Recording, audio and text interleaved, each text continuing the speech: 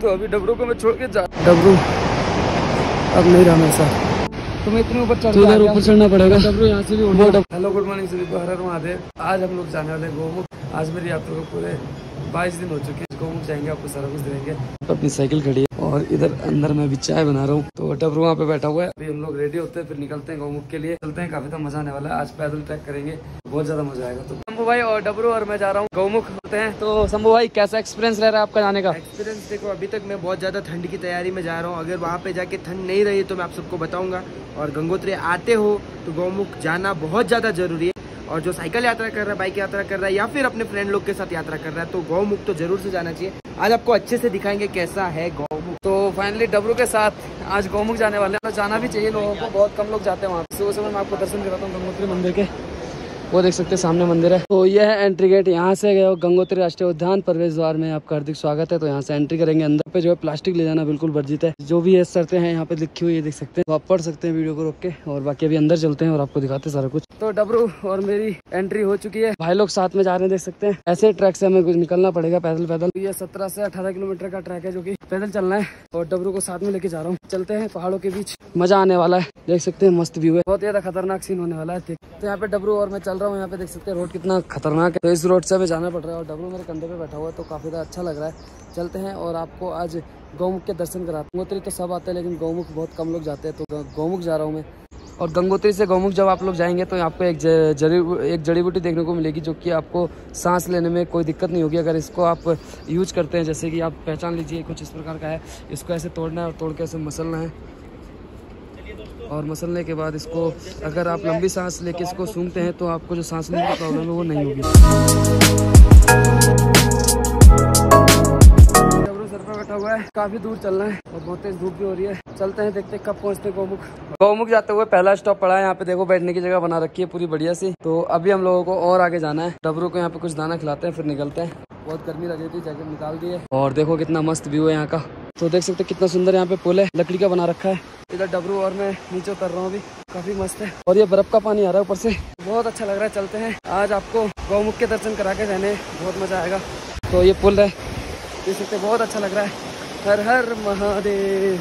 तो ये है भागीरथी नदी, देख सकते हैं साइड में। और ऊपर देखो हिमालय पर्वत। हमारा डबरू ना उड़ चुका है, वो देखो नीचे बैठ के जाके। तो मेरे को काफी ज्यादा डर लग रहा है।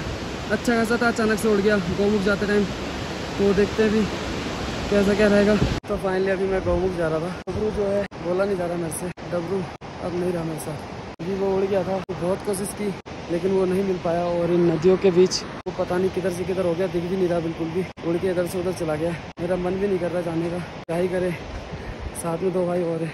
डबरू तो लेने के लिए मैं रुक रहा था, लेकिन भाई बोल रहे हैं क्या तो उसके लिए यात्रा छोड़ रहा है। गौमुख जाना कोई आम बात नहीं है, तो मैं गौमुख जा रहा हूँ। हो सकता है भगवान ने चाहा, क्या पता मिल जाए आते टाइम। अभी तो हमने बहुत कोशिश की, नहीं मिला।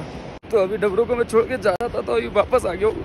मैं गौमुख नहीं जा रहा हूँ, वापस आ गया। अभी डबरू को वहाँ पे बैठ के इंतजार करता हूँ, क्या पता मिल जाए। तो मैं ऊपर चला गया था, लेकिन अब फिर वापस जा रहा हूँ जहाँ से डबरू गायब हुआ है। चलता हूँ, देखता हूँ क्या पता मिल जाए। मेरा मन नहीं मान रहा, मेरे को नहीं जाना उसके बिना ऊपर। बहुत ज़्यादा दिक्कत, जितना ऊपर जा रहा हूँ उतना रोना आ रहा था। तो मैं वापस आ गया। अभी चलते हैं, अभी देखते हैं मिलता है कि नहीं वो। तो अभी मैं उस जगह पर पहुँच चुका हूँ जहाँ डबरू मतलब मेरे साथ से उड़ के गया था। तो अभी मैंने उड़ते हुए देखा, तो फिर से वो इधर उधर पहाड़ी में मतलब बैठ गया कहीं पे। तो ज़्यादा टाइम तक ना वो उड़ भी नहीं पाता, इसलिए थोड़ी ज़्यादा प्रॉब्लम हो रही है। वो ऊपर नहीं आ पा रहा है। मेरे को तो लगता है कि वो छोड़ के नहीं गया मुझे। वो मतलब आ नहीं पा रहा है, बार बार उड़ रहा है नीचे से, लेकिन ऊपर नहीं आ पा रहा है। अगर उसको जाना होता तो यहाँ से कहीं और भी चला जाता। तो अभी मैं इंतजार कर रहा हूँ फिर से। मैंने अभी देखा, अभी फिर जस्ट एकदम गायब हो गया। तो यहाँ पर टाइम 11 बज रहे हैं और 10 बजे से कबूतर गायब है, अभी तक नहीं मिला। तो डबरू ना बार बार इधर से और उधर राउंड लगा रहा है। 12:55 हो चुके हैं और डबरू पता नहीं क्या कर रहा है। इतनी देर हो गई मैं ढूंढ रहा हूँ, मिल नहीं रहा है डबरू मेरे को।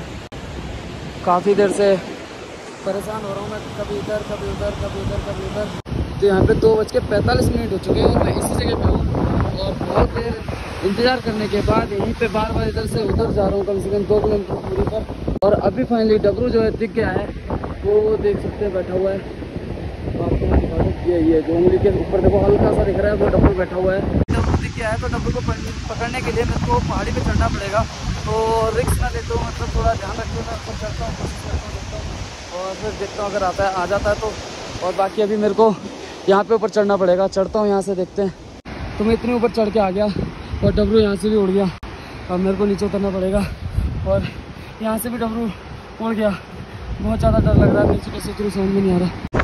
तो वहाँ पे मैं चढ़ गया था ऊपर और वहाँ से नीचे आया, अब डबरू फिर गायब हो गया, पता नहीं इधर आया उड़ के। अब डबरू अभी उड़ रहा था, यहाँ से उड़ने के बाद इस झाड़ी के नीचे आके बैठा है और अब नदी के अंदर है, यहाँ पे ऑप्शन भी नहीं कोई जाने का। बहुत ज़्यादा परेशानों से मतलब खाली पेट हो गया पूरा दिन। अभी तक सुबह भी चाय पी के निकल था रूम से, क्योंकि वहाँ जाना था और गौमुख जाना था, और अभी जो है पेट पूरा खाली है और दोपहर में कुछ भी नहीं खाया। और यहाँ पे कोई दुकान नहीं, दूर से दूर तक क्या पूरे रास्ते में कोई दुकान नहीं गौमुख वाले रोड में, और पूरे गौमुख जाके ही आपको जो रेस्टोरेंट मिलेगा वो मिलेगा, बाकी अदर कोई रास्ते में कोई रेस्टोरेंट नहीं है। और कुछ लाया भी नहीं मैं खाने पीने के लिए, 2 लोग साथ में थे, उनके पास था खाने का सामान, लेकिन वो छोड़ के चले गए आगे। तो वो बैठा हुआ डबरू देख सकते हैं, डबरू ले आ। अभी डबरू नदी के उस पार जाके बैठ गया है, दिखाता हूँ आपको जूम करके। तो देखो बैठा हुआ है, काला काला दिख रहा है, छोटा सा। यहाँ पर टाइम देख सकते हैं आप, अभी तक डबरू नहीं मिला है। अब जो है अंधेरा होने वाला है और मैं गलत रास्ते पर हूँ, मतलब इसमें रात में चलना सही नहीं है। तो अब डबरू तो नहीं मिला, तो अब वापस जाना पड़ रहा है रूम पे जाता हूँ और फिर कल देखते हैं क्या होता है, गौमुख जाना है कि नहीं। लेकिन अभी डबरू तो नहीं मिला, बस बहुत कोशिश की सुबह से लेके पूरा आज शाम हो गई पूरी, देख सकते हैं ना कुछ खाया ना कुछ, और डबरू को ढूंढ रहा था मैं, डबरू नहीं मिला। 5 बज गए गाइस, देख सकते हैं यहाँ पे। अब क्या करूँ, डबरू नहीं मिला और अंधेरा होने वाला, जंगल है और मैं अकेला हूँ, तो अब मेरे को यहाँ से जाना पड़ेगा मजबूरन। डबरू यहाँ पे गुम हुआ है, जो सामने जगह दिख रही है आपको। अब मैं वापस जा रहा हूँ यहाँ से, इधर जाना पड़ेगा बहुत आगे तक। तो यहाँ पे गंगा जी की आरती स्टार्ट हो गई है, देख सकते हैं।